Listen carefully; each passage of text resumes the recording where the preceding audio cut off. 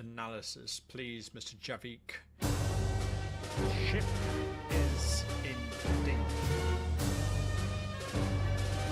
Captain, I don't know what to tell you, but I believe they were broadcasting it. Well, we just didn't know to look. So I'm afraid I have no idea what to stand, and I have no idea how to respond.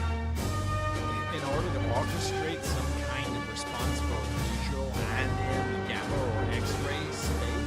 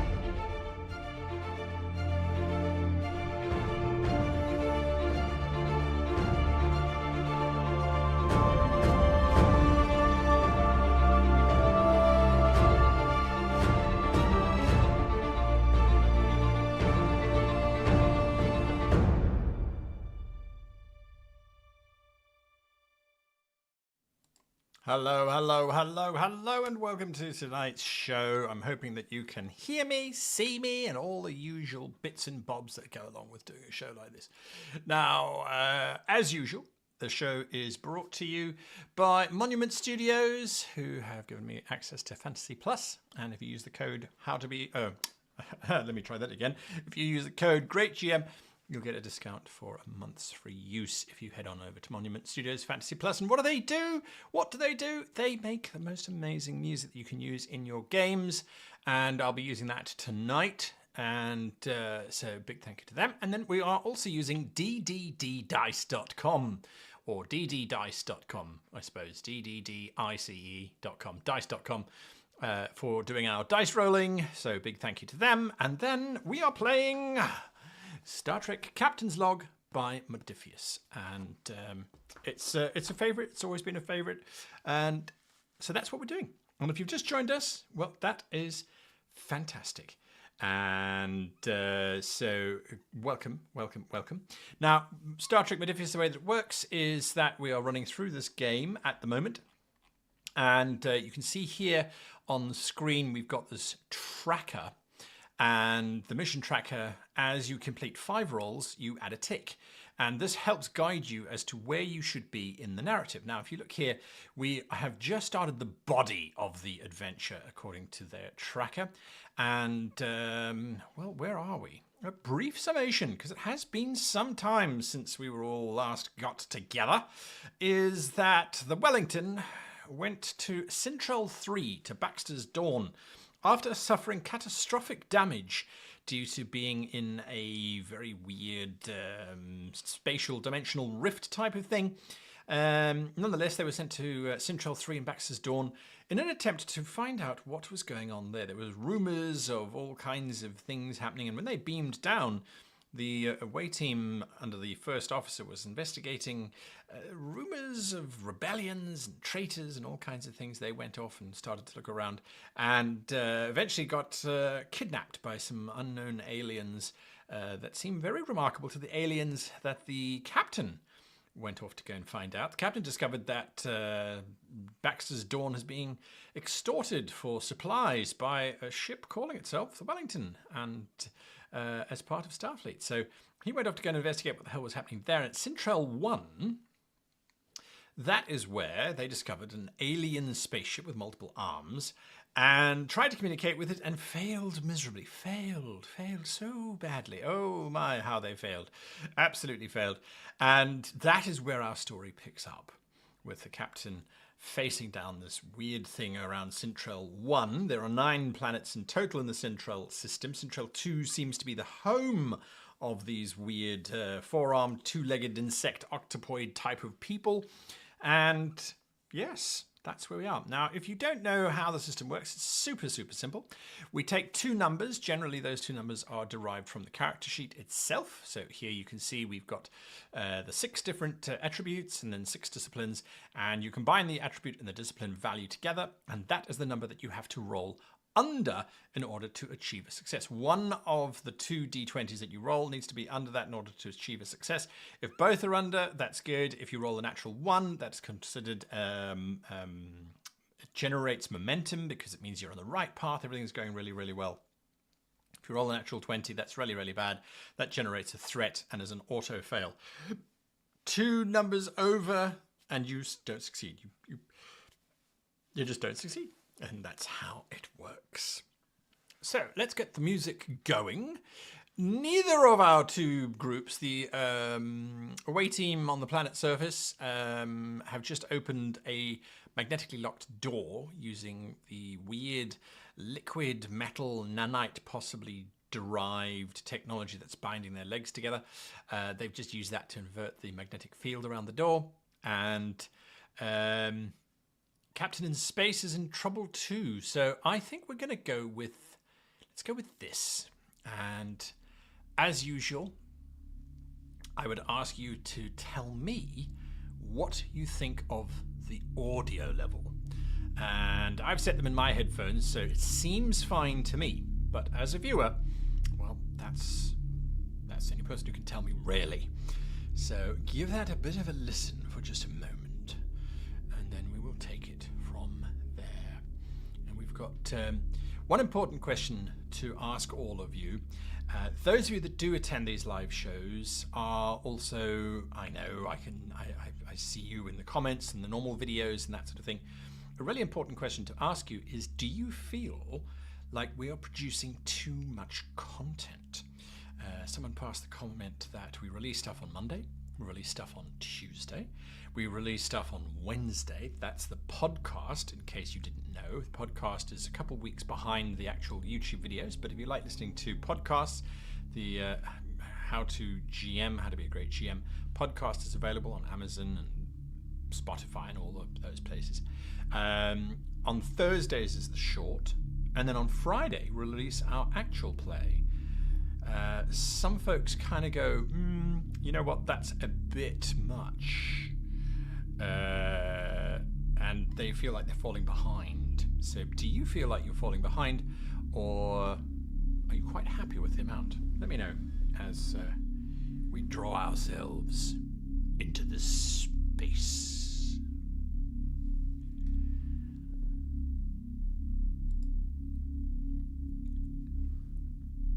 Well, that's done it.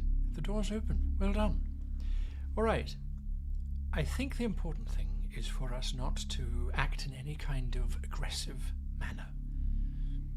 The helmsman looks at the first officer as the door to their prison cell has just slid open. With the greatest of respect, you will pardon me if I tell you what we should do exactly at this moment in time. We should just get out of here, one way or another. These are not friendly creatures. I don't think there's any point in trying to make the first contact. Huh? Let's just go. It's this way, I'm sure of it. He says that. And with that, he's going to have to make some kind of check. So that's going to be an insight and security, which puts him at a 13 for Sander de Leon, our helmsman, our French helmsman, who has some training in infiltration and interrogation. So 13 he needs to beat, and we're just going to roll the dice here. And the dice are warning us. They're giving us a pass. 1 success, 1 failure. We need to be very careful how we approach this, yes? So that's a pass. Sandy has looked at the floor and has determined that the alien creatures appear to be heading to the left, and so he has chosen the path to the right. This might be counterintuitive, but in his experience, it's got to lead somewhere. Hobbling, inch by inch, with their legs still bound together, the two make their way slowly down the corridor. There are 2 doors that they come across, one on either side of the corridor, and then the corridor continues. Do they take one of the 2 doors, or do they continue down the corridor? This is up to you. So doors or corridor. And so it's door to the left, door to the right, or add an option, corridor. The poll is up. If you can vote, it's now in the YouTube chat. Go and have a look there. See what you think. Do we try one of the doors? Do we carry on the corridor? The only way to find out is, well, by making a choice. I do not think either of these doors will lead us immediately to an exit. However, it might lead us to whatever device unlocks these things around our feet here. It's up to you, Captain, Commander, whether you want us to head down this way or not. If you please. The first officer looks at the doors, looks down the corridor. There has to be a phaser around here somewhere, I suppose. Oh, Lord, if only we knew. Let's see. The voting has commenced, and we are 1 vote away from reaching our 50% requirement. Don't think it's going to make a difference what the vote is. It's pretty unanimous what we're doing. And I'm going to close it. The poll is closed. And we are going through the door to the left. Sandy hobbles over to the door and looks for some kind of activator. And there is indeed a panel on the edge of the door frame. It doesn't seem to be an overly complicated lock. As a matter of fact, it simply appears to be a push to open. He gives the commander a nod. She gives him a nod, and he taps the panel, and the door slides open.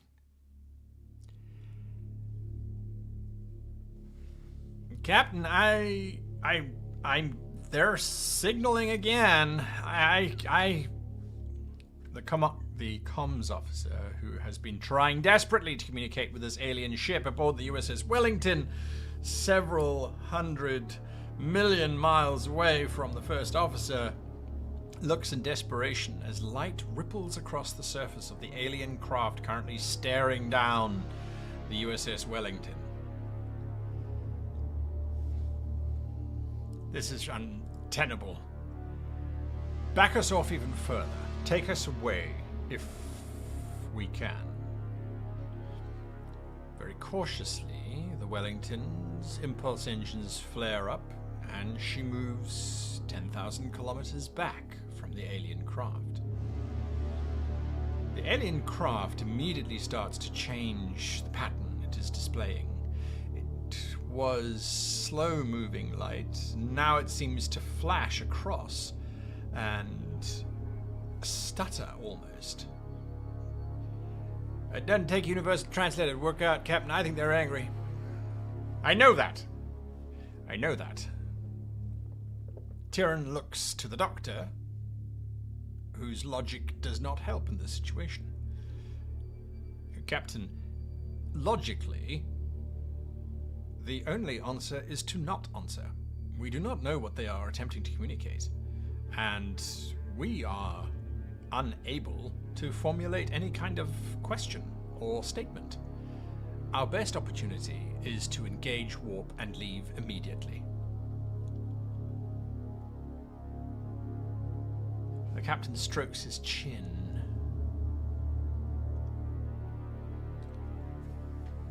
There has to be a way. There must be some other form of communication that these creatures are capable of determining. If only we had one of those experimental nautical bays. They might have some insight.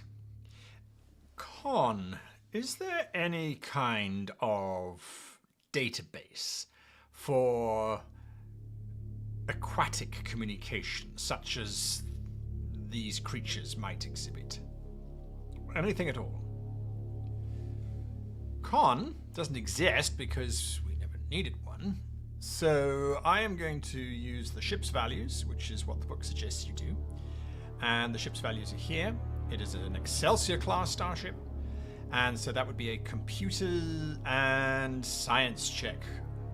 A 10. Oh boy. Hey, we need something good here below 10. Oh, that's not too bad. We've got a success. Cute cuttlefish indeed. With that success, the con officer looks up and sorry, that's not the first tick, that's the second success, or the second dice roll. I need to keep track of that. There is something here about the Zindi aquatics using a form of harmonic resonance.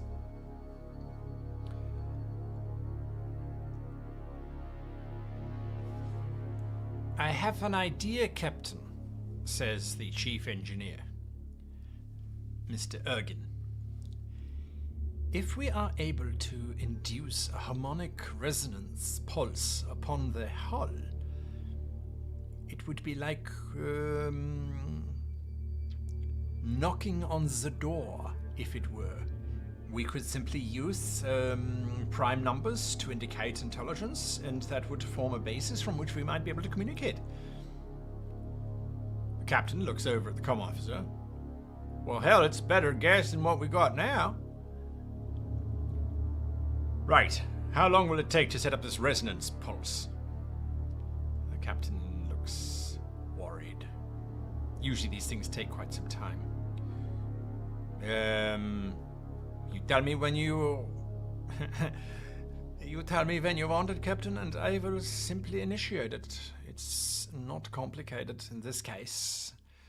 But we will need to be at least 15,000 kilometers closer to the ship.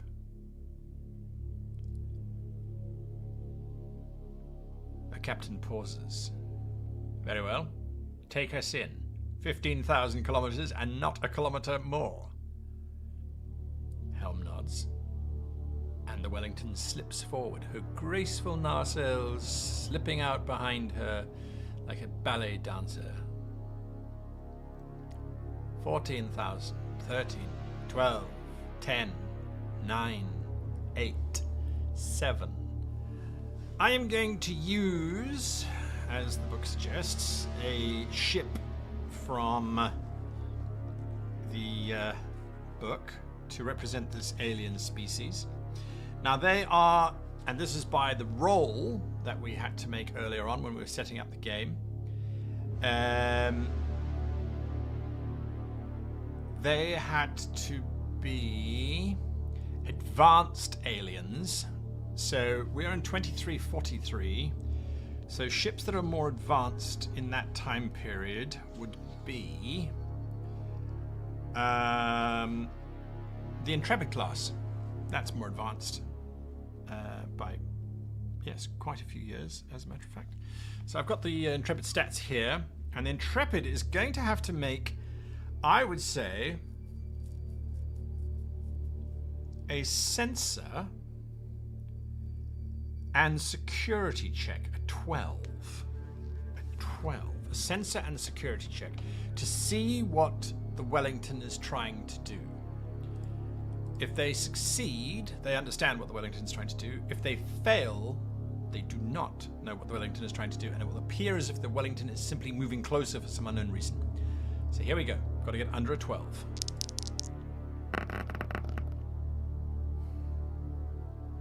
(17 and 13).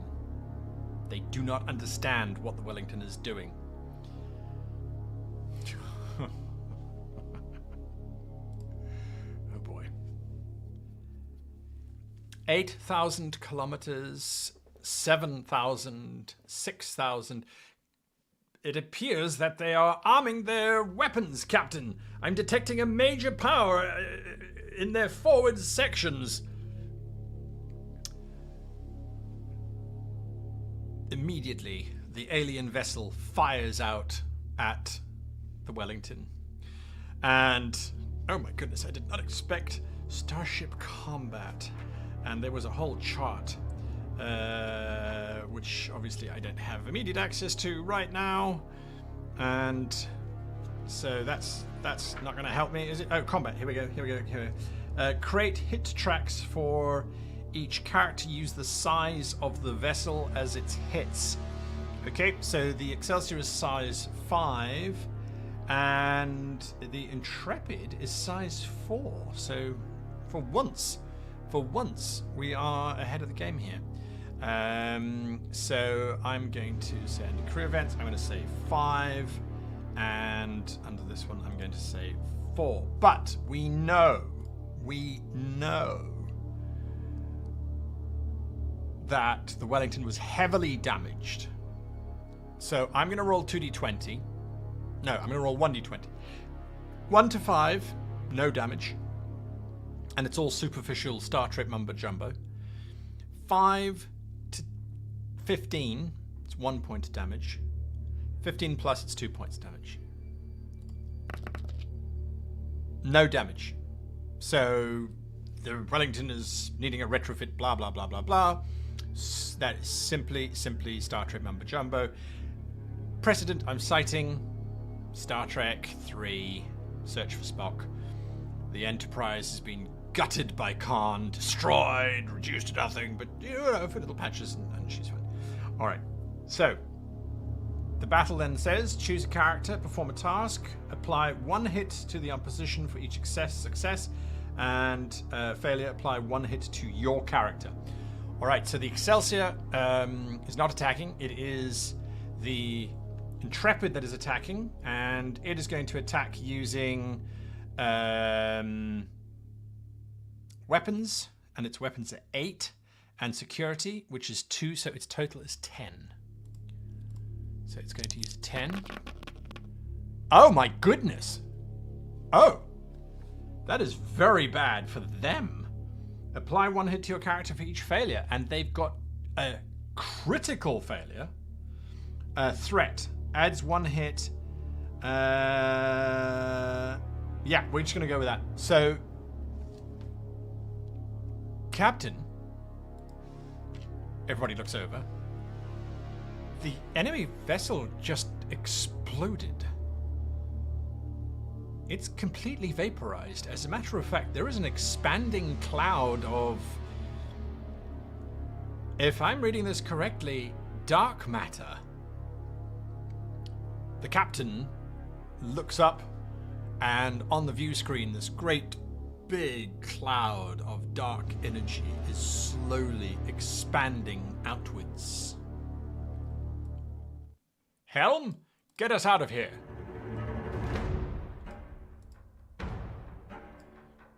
The helmsman's hands dance across their console, and the ship swings out, getting ready to get out of there. Again, we don't have a helmsman. He's down on the planet's surface. So we're going to use the ship's values. And so this will be a engines 10 and con 1. So it's an 11 for the Wellington to execute an evasive maneuver. Oh, okay. We didn't get any numbers there. We got 21, which could be both below 10. It could also be really high. Where have our numbers gone? That's weird. Let's try. There we go. Numbers are back. 1 success, 1 failure. That's fine. The ship rolls around and gracefully slips into warp, leaving the planet's system. And I believe that's our 5th roll for the night. The door opens on the planet's surface of Sintrell 3.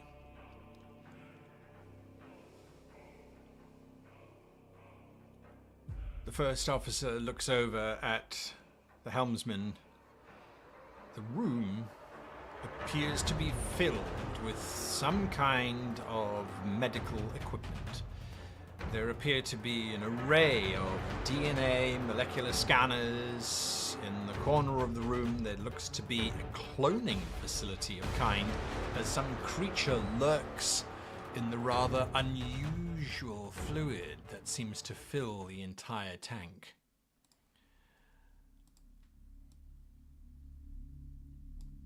On the near wall, there are all kinds of databanks, interfaces, terminals with displays of humanoid physiology, and most importantly, displays of the crew of the Wellington.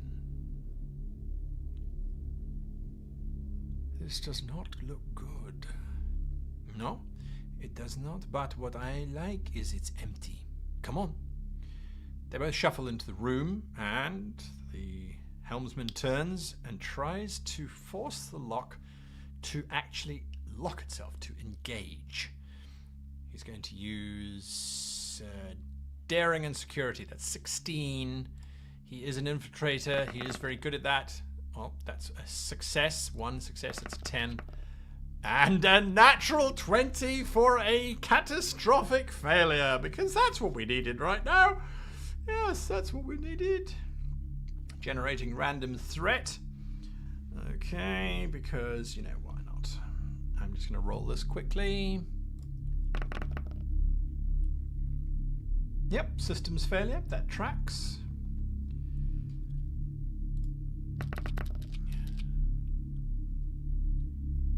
Okay. All right. It doesn't really track because it's... Oh, this is a threat for your ship. Anyway, it doesn't matter. Navigation and flight control are offline, so not sure what we're going to be able to do without that. There you are. And so, with that, they are now sealed in the room. The door is not locked. It's simply incapable of being locked, at least as far as the helmsman is concerned. There must be something in here that will get this stuff off of us, or even just explain what it is exactly. The first officer has gone over to the large amount of panels that line the one wall. I believe that this device was intended for a 4-armed creature to operate. We'll have to operate it in tandem if we are to get it to do anything. You on the left, I on the right. Let us suppose that we are a single entity. How would these controls work? Our first officer is going to definitely have to make some kind of anthropological check there. That I think would probably be insight or reason. So they're both 12s, so that's fine. And then I would say it's got to be engineering. I know we would say science, but I would say it's got to be engineering. So that's still a very respectable 14. Here we go. Oh, thank goodness. That 18 was just looking at me going, now. And that 12 has come in quite nicely. Yeah, I don't want you. Go away. Drop. Drop. Explode. There we go. There we go. There we go. So that's a success. After a few minutes, the first officer and the helmsman managed to get some basic access to this medical terminal. It reveals that they are in what appears to have been an old distillery of some kind here on the planet's surface. That is a relief in itself that they have not yet been taken off planet. Further investigations allow them to probe several options, but the helmsman pauses the first officer. The longer we spend in their system, the more chances there are of them detecting that we are here. We should limit ourselves and move on. If we cannot find anything here of value, knowledge is useless if we are dead. Alright, that gives you a poll. A poll. Okay, so what to investigate? Do you want to get medical information on aliens, medical information on Wellington crew, tactical info on aliens, or leave? You decide. You decide. Well, then you decide on that. I'm going to go look at this little debate that's going on here in chat.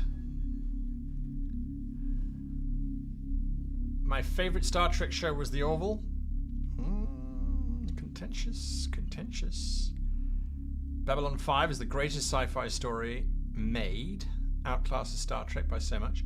Well, it was written by only one person, so there was that advantage. It was one of the first great epic stories ever told on television. It was unique for that. Orville started good but went cringe, says Russell Jacob. I have to admit the last season of Orville was very disappointing. Laura Bones, a Babylon 5. I've never watched Babylon 5. I couldn't do it. I couldn't bring myself to see beyond the computer graphics. They were just so awful.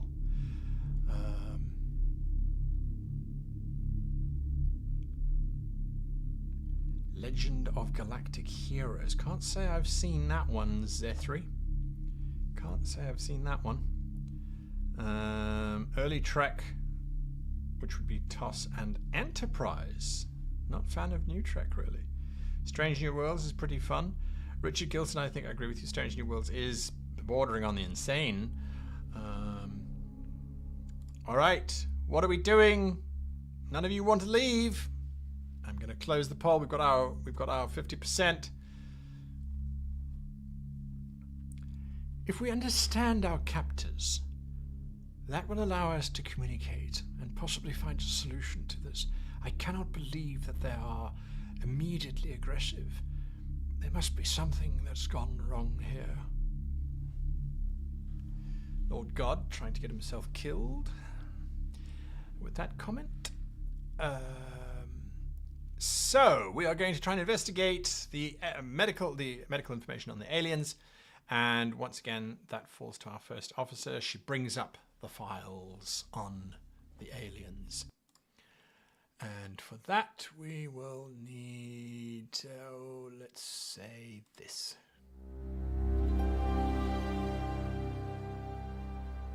Bit less volume.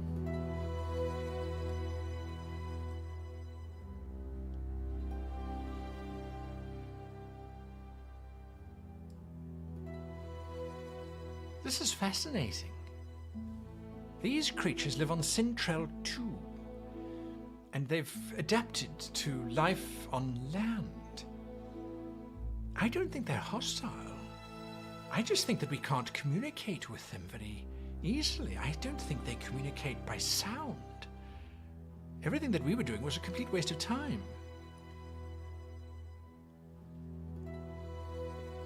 As fascinating as that is, if you don't mind, I will try and find us some way of removing these shackles, huh? The first officer goes off. The helmsman goes off to try and find something.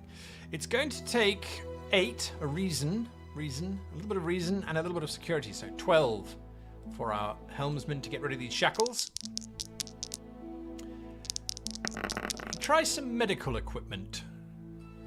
First, it doesn't work. But then, all of a sudden, one of the medical devices, he runs it across the surface of the glob on his legs, and it changes the color of the metal. The metal immediately withdraws, leaving both his legs free. I have it. I absolutely have it. He rushes over to the first officer and unbinds her legs. She looks up at him and she says, "You're not going to believe this. I believe this 4-armed, 2-legged species communicates entirely through interpretive dance." No, you're absolutely right. I do not agree with you. I feel like that is a comment made by one of our viewers. So, how exactly do we communicate with these creatures, huh? They're photoreceptive. That's what we suspect. Remember the skin changing color. But I believe that there is also an olfactory sense as well. And perhaps something to do with pressure. Although that isn't entirely clear. Do you think we have time to just get some more information? The helmsman rushes over to the door, places his ear against it, and then looks back at her, eyes wide.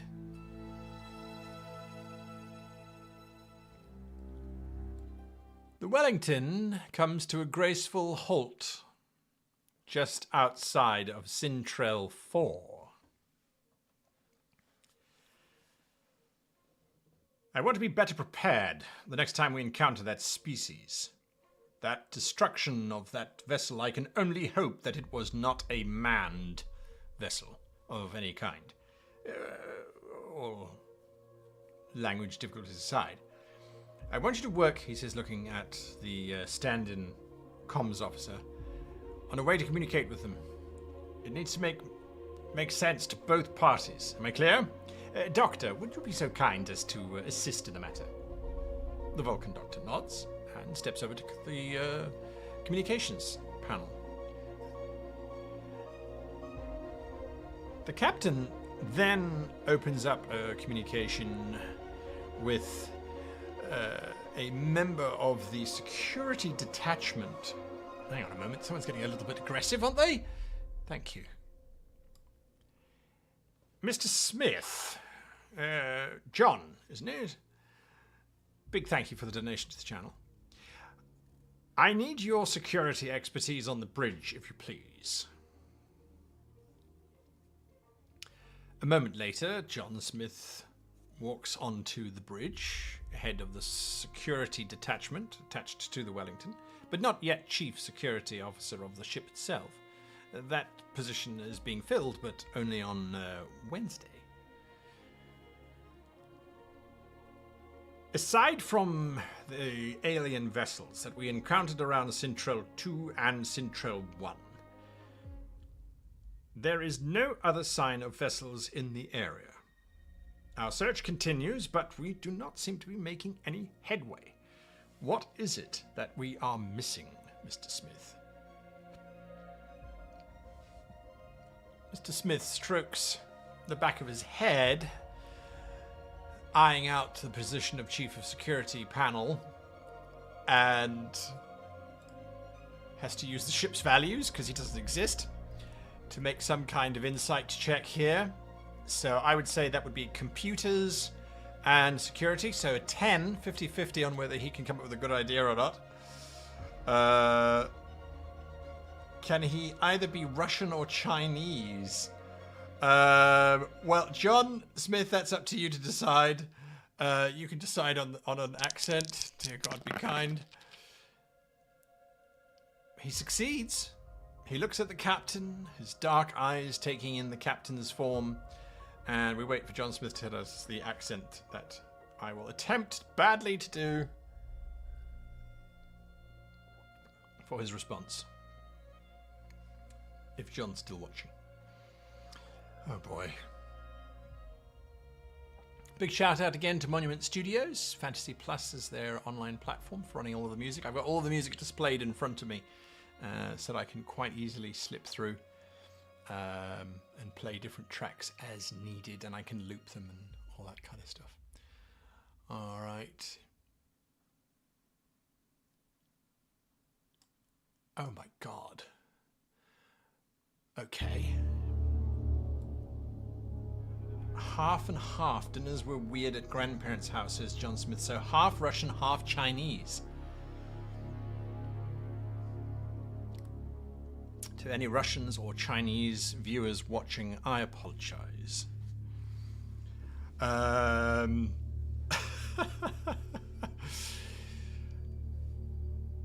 Captain, what I am seeing in the pattern of the movement of these people,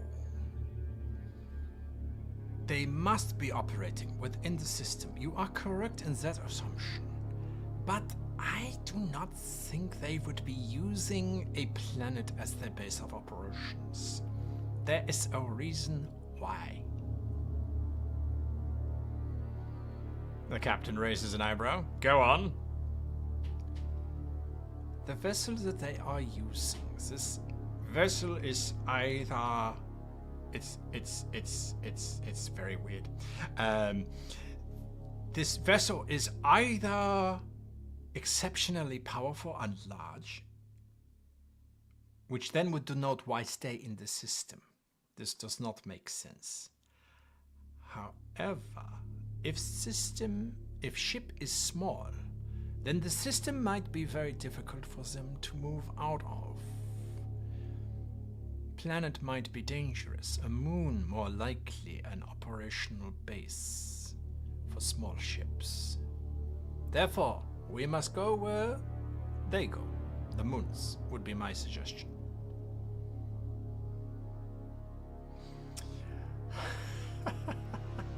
What a wonderful challenge.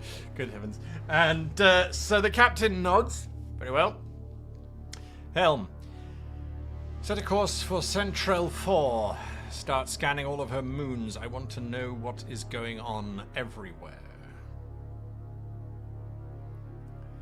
The helmsman does, and the Excelsior makes her way for Central's moons. Now, Central has a couple of moons, and we've got a moon generator here somewhere.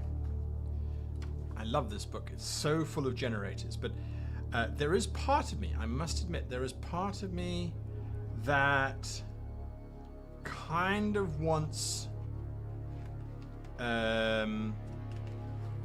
like all these tables in like some kind of interactive fashion on the computer so that I don't have to spend hours looking for the pages, right? So I've got a table here that I've just found. Roll a d20. 5. Okay, there are 3 moons around Sintrell 4. And 3 moons around Sintrell 4. Yeah, as Laura said, hit that like button if you are enjoying the show tonight. And the 3 moons that are there are all very small little moons, and I'm going to roll again to determine their type. So moon number 1 is a little hot rock. Moon number 2. Room number 2 is Geomortius. So that's, I'm going to be throwing it out there saying that it is crumbling, changing, tectonically active, but not very useful. Whereas the third one is barren. It's barren. I think that is where we will find our outpost if it is on Sintrell 4. Lay a course for the 3rd moon. The ship slides forward using maximum impulse within the system and arrives at the moon presently. Sensors and science give us a 12 to roll to scan for the outpost. And we have a success.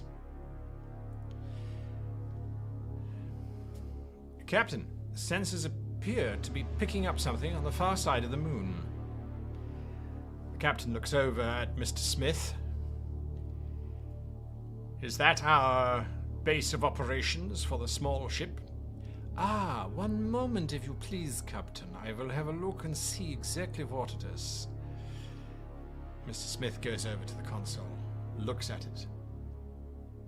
This does appear to be a small door or hangar in which a small craft might enter or exit. I believe we may have found the point that we were looking for. The captain, hugely impressed with Mr. Smith's approach to the entire situation, takes a moment to note in his log that Mr. John Smith came up with some pretty good ideas. Probably deserves a commendation.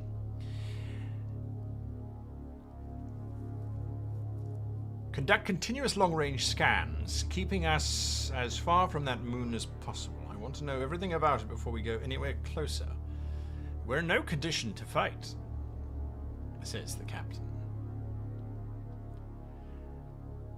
The helmsman comes back from the door wide-eyed. I believe that they have discovered that we are not in our cell and they are searching the area. Thankfully, they have gone down the corridor they assumed we went down. We have only moments before they arrive. Please, I implore you, can we leave now?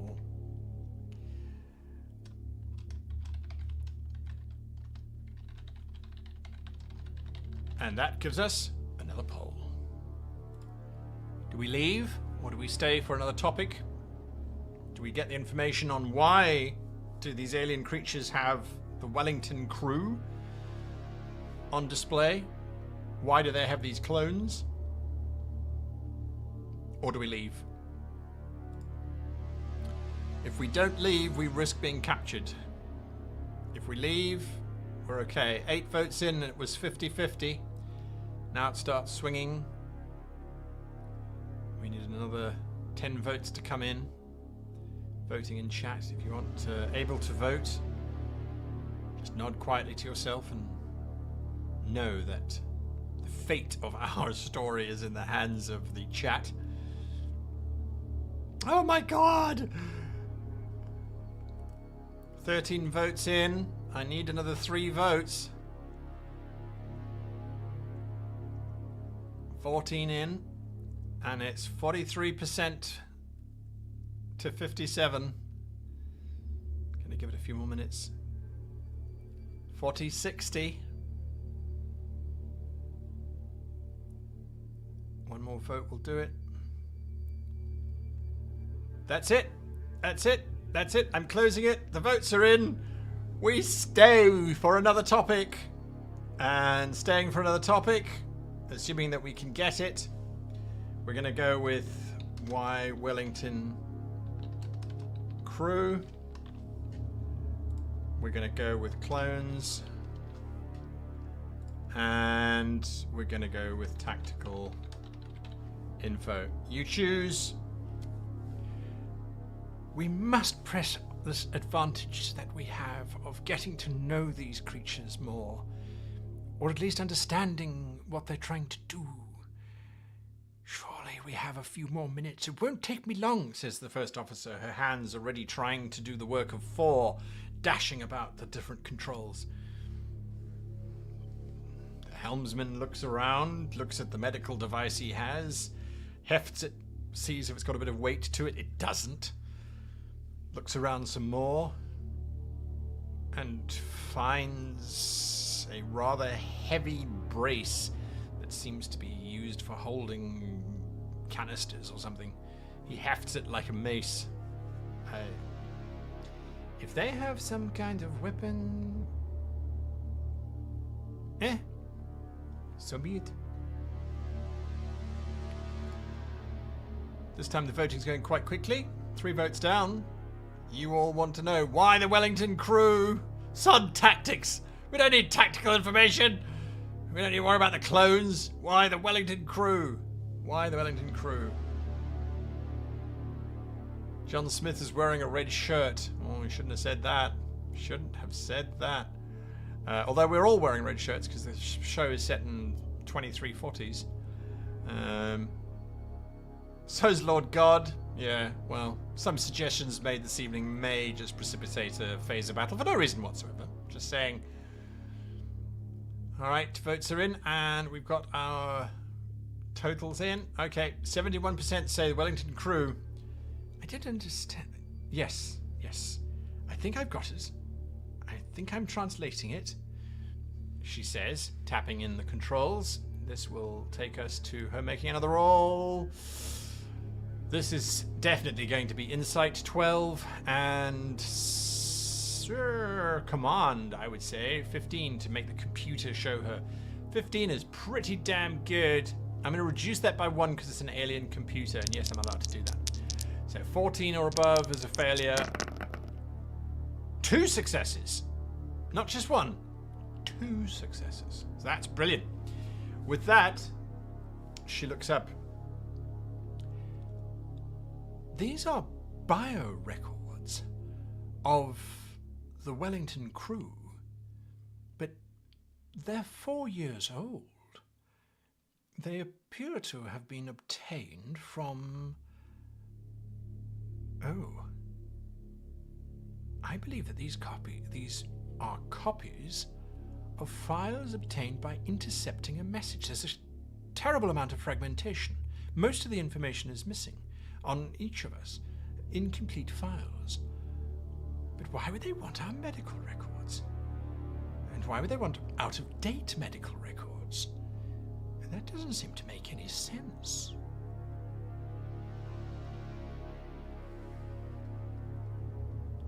I'm going to roll a d20.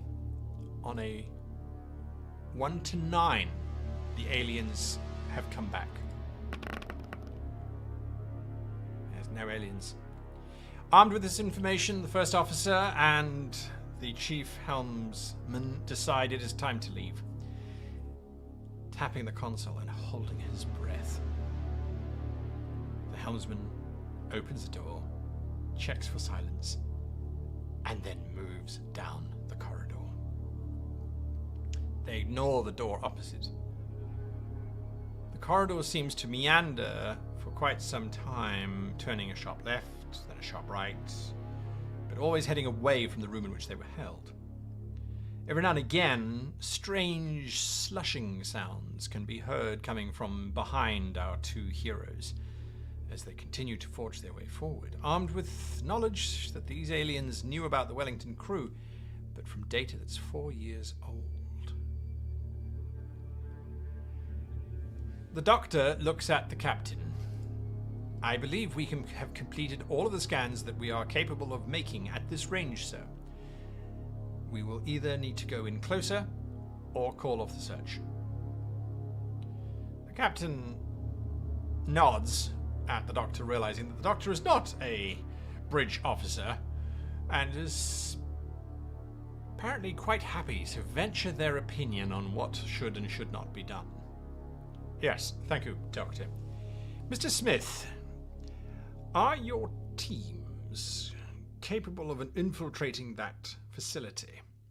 Without our Chief of Security, we are going to have someone with tactical training, and that falls to you and your men. I feel at this point in time it would be ill-advised of me to go. However, I would ask that Mr. Ergin goes with you. The Chief Engineer looks up. Why? What did I do wrong? In the event of discovering a ship that is masquerading as the USS Wellington, it is imperative that we understand why and how.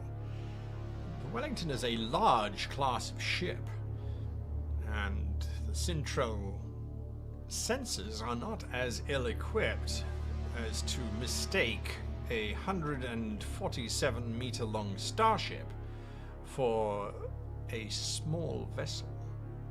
There must be technology at work here.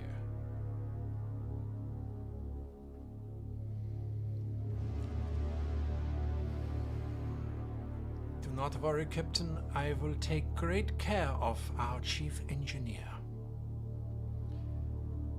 The Chief Engineer looks over at Mr. Smith.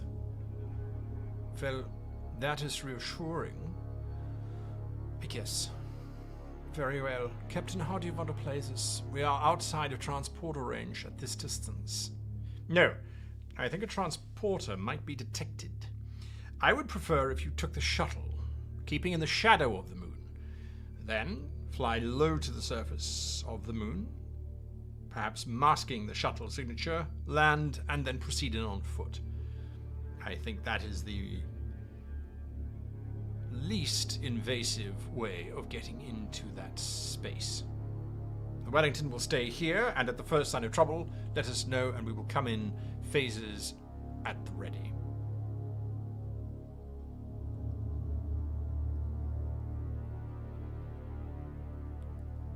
Mr. Smith. Understood.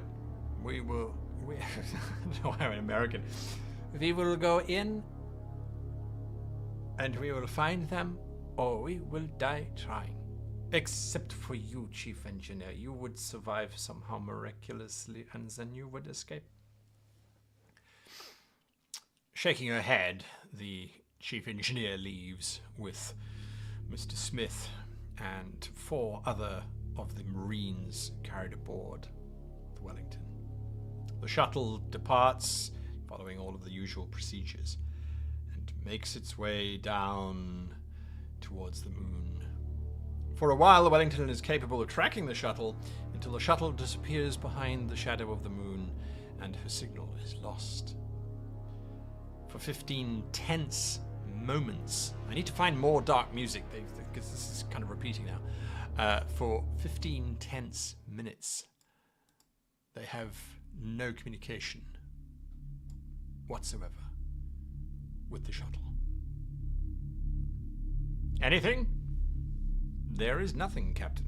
I will inform you the moment there is Captain, we have established communication with the shuttle. They appear to have landed and are proceeding on foot. Doctor, we need to discuss your bridge-side manner. The Doctor raises an eyebrow.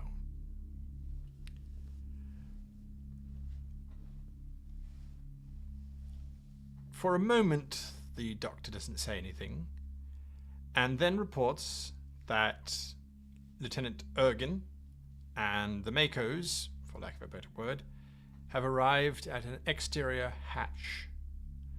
Ergin will have to get them through.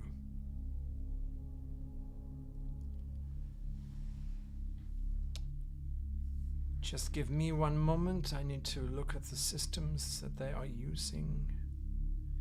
That's unusual, she says.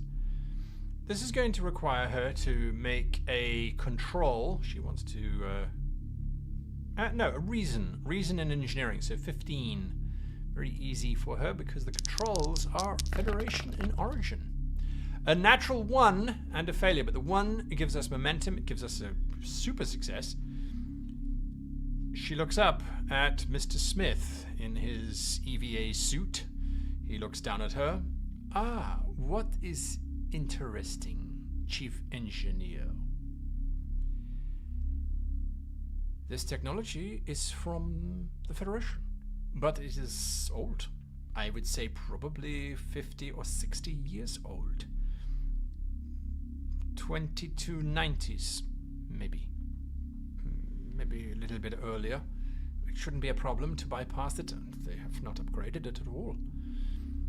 She taps a few commands into her tricorder, a fairly large, clunky-looking device, but no longer hanging around a strap from her neck. And the hatch opens almost immediately. There is a dull light which emanates from it. Ergen indicates to the hatch she's not going down first, and so John Smith and his makers disappear down into the hatch, followed by Lieutenant Ergen, and then the hatch seals shut. And we will continue our adventures next week. And I thank you for your wonderful input this evening, for the craziness that you have brought, as usual. That's why I love doing these shows.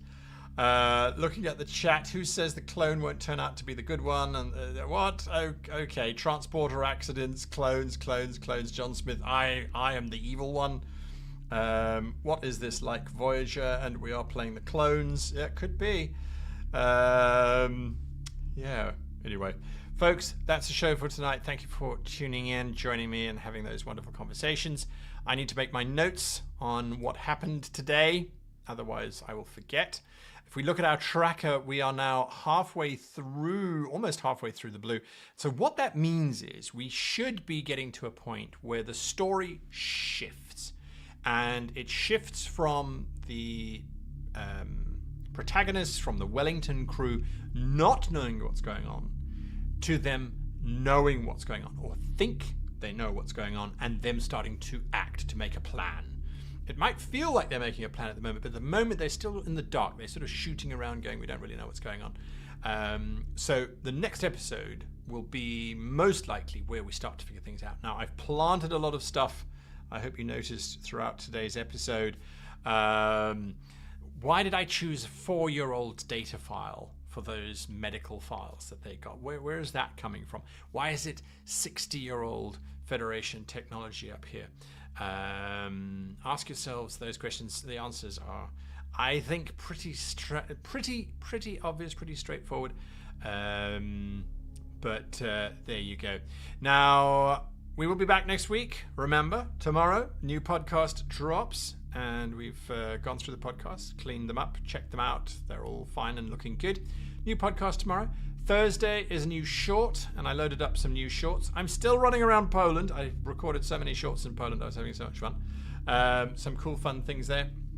And then Friday is the next live play, or actual play, I should say, because we play over a weekend.